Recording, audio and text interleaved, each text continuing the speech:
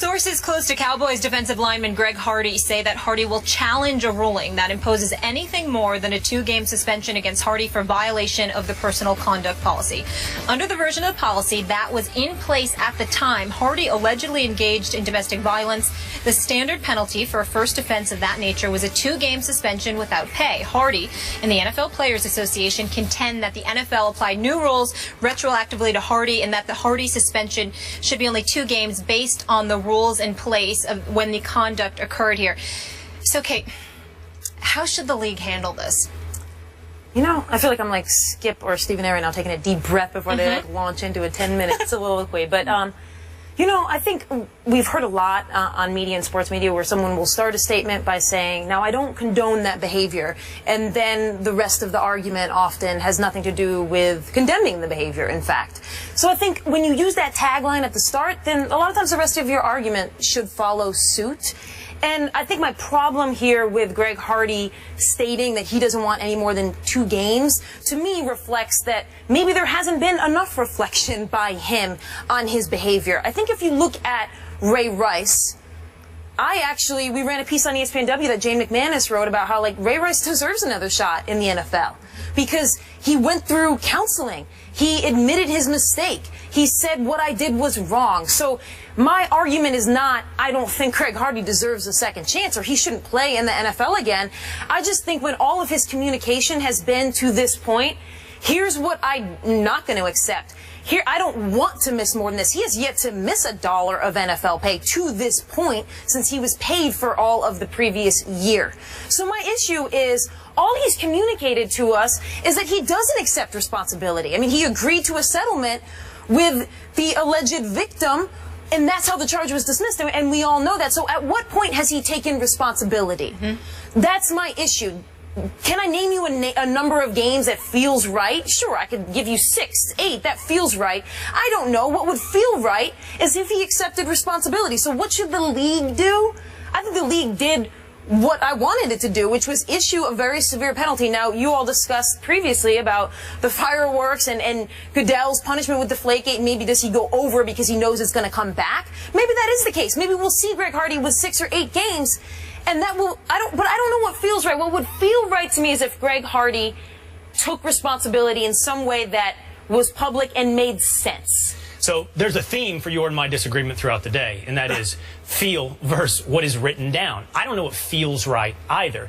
You point out that condoning or condemning behavior should be separate or should follow with whatever punishment. What I would say is they should be separate.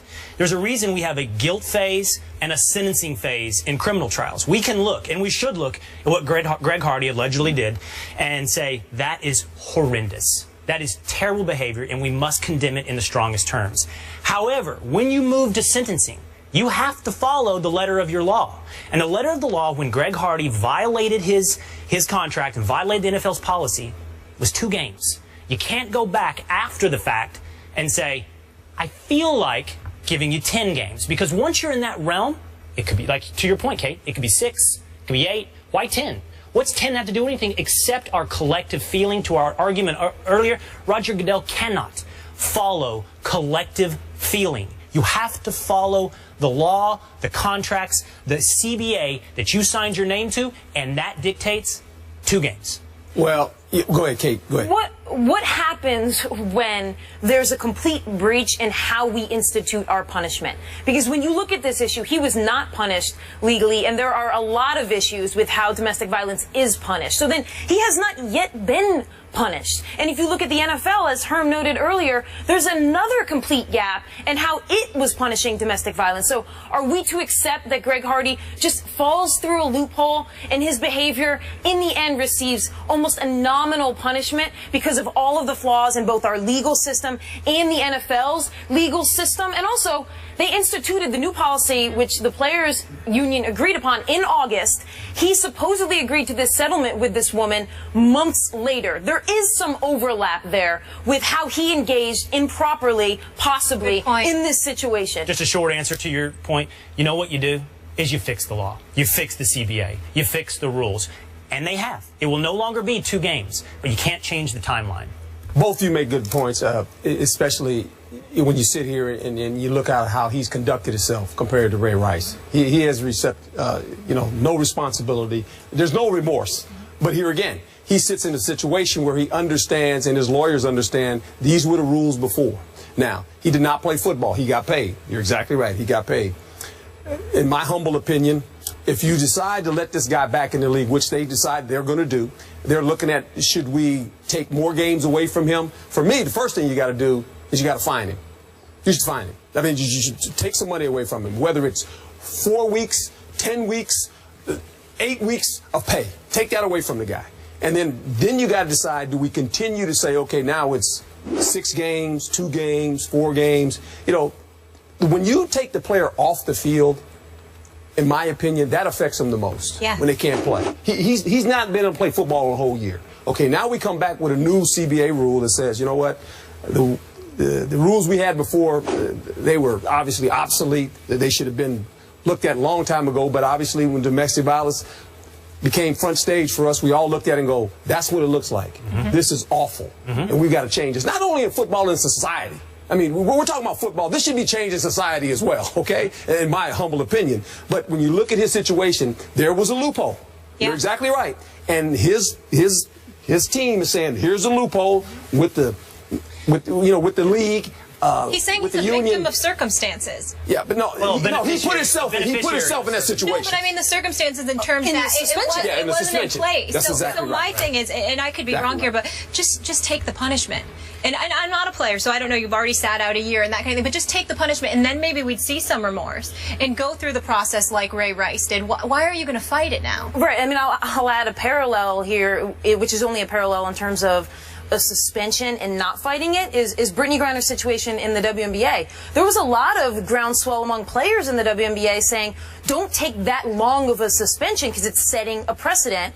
She was never going to fight that because she accepted responsibility, did not want to put herself in the position to be seen to be fighting a suspension for behavior that she truly felt bad about and wanted to receive counseling, and she didn't want the optics of that to make it seem like she wasn't taking responsibility. And that was the situation in the WNBA. So you're right, when it comes to Greg Hardy, we can talk about legally, loophole, whatever, but if you want to talk about the optics of does he take responsibility, continuing to fight this shows me that there's very little responsibility being taken. You know, as to what his punishment should be and what his behavior should be, I just simply can't indulge that.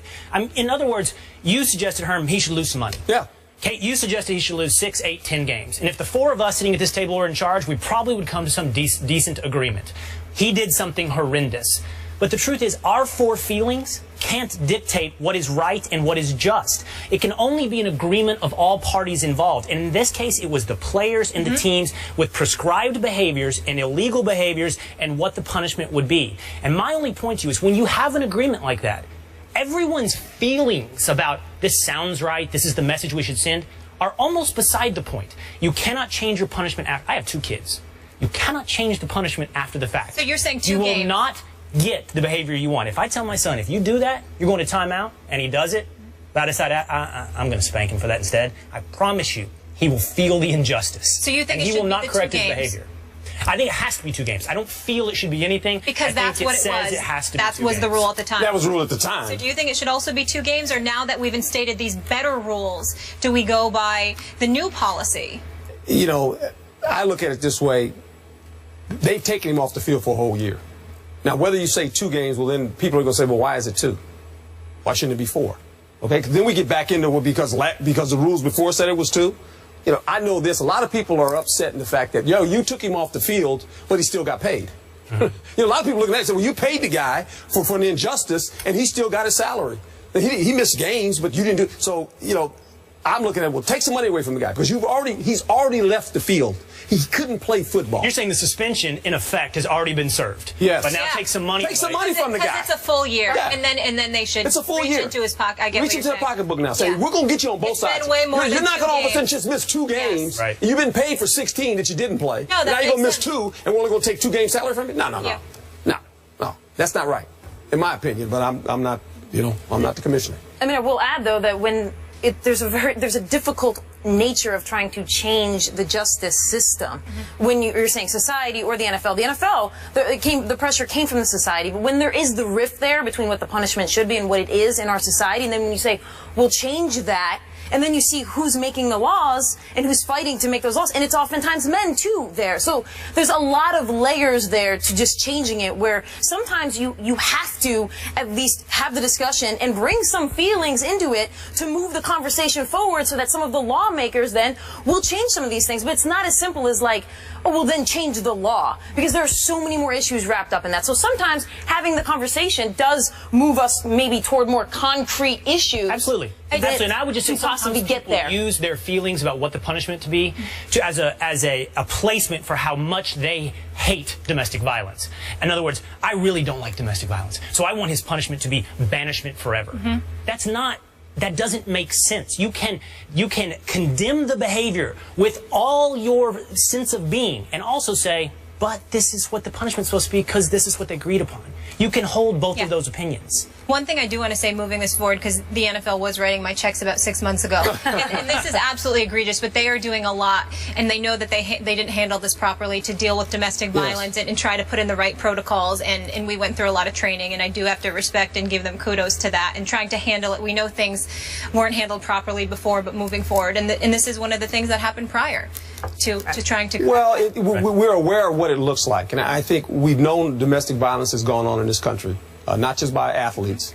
And we saw a face of it, and it was ugly. Yeah. And I'm glad the league has stepped up, decided to look at their policy and say, you know what, these are way overdue.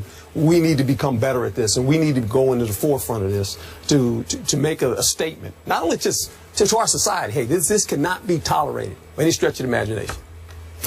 All right, we'll leave it there. LeBron, meanwhile, locked into Cleveland for at least one more season. So how many more will he actually play in Cleveland, though? That's the debate coming up next. Is that it for Herm? Get out.